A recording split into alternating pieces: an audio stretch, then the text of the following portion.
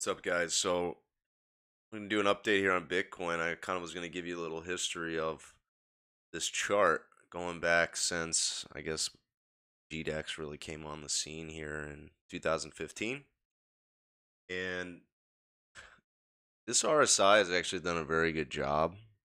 So you don't hear me talk the RSI that much because you don't really need it to tell you something's oversold or overbought.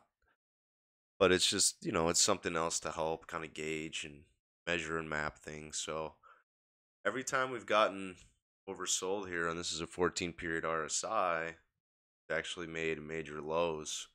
And we're kind of at that same point here today. So I kind of obviously expect the same thing. We're at the 200, but let's just take a look at this. So I just want you guys to notice, when you do break the bands and they roll over, you don't really need to be in a hurry to be long because the big move doesn't really happen until you get back above the bands here. This was the real money candle here, pulled back, took off, right?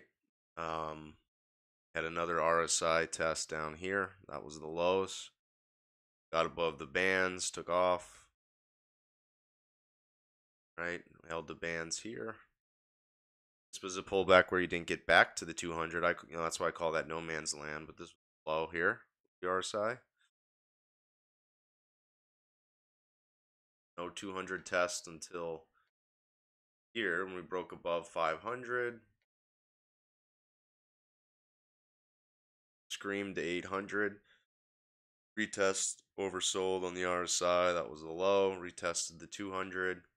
Got above the bands. Rallied. It's always the same stuff, kind of over and over and over again. So you got to get good is just managing the risk and how you plan your trades around this price action. Didn't get back to oversold here in the RSI, but you did kind of hold in no man's land. Did it again here with an RSI that actually kind of bottomed before made the intraday low. That's got to be a bad print here. Got above the bands, took off, screamed to 2800. Right? And another hold, didn't get back to the 200, but you oversold on the RSI. You did it again here. Right? Again, didn't get quite back to the 200. That's pretty indicative of a very strong market. You're not going to get all the way back to the 200, but did on this most recent dip. So we're back at those same levels, and this is what I wanted to say about today's price action, guys, is we got the bottoming tail, but it's just one day in the context of this intermediate term downtrend, right? So do you need to be in a rush to buy? No. Do you really care if you 500 to $1,000 if you miss the move? But what we can look for is I want to see some follow through tomorrow would be ideal to get. Here's their bottoming tail. Plug into the 200. That's kind of what I was saying yesterday is just because you break the 200 all of a sudden it's not bearish. Let's see how we close. You could also come back down here,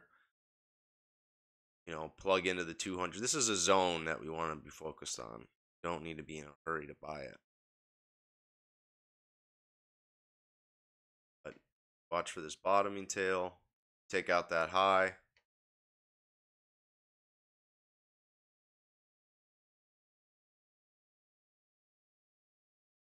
So we'll see what tomorrow brings, or it's a Saturday.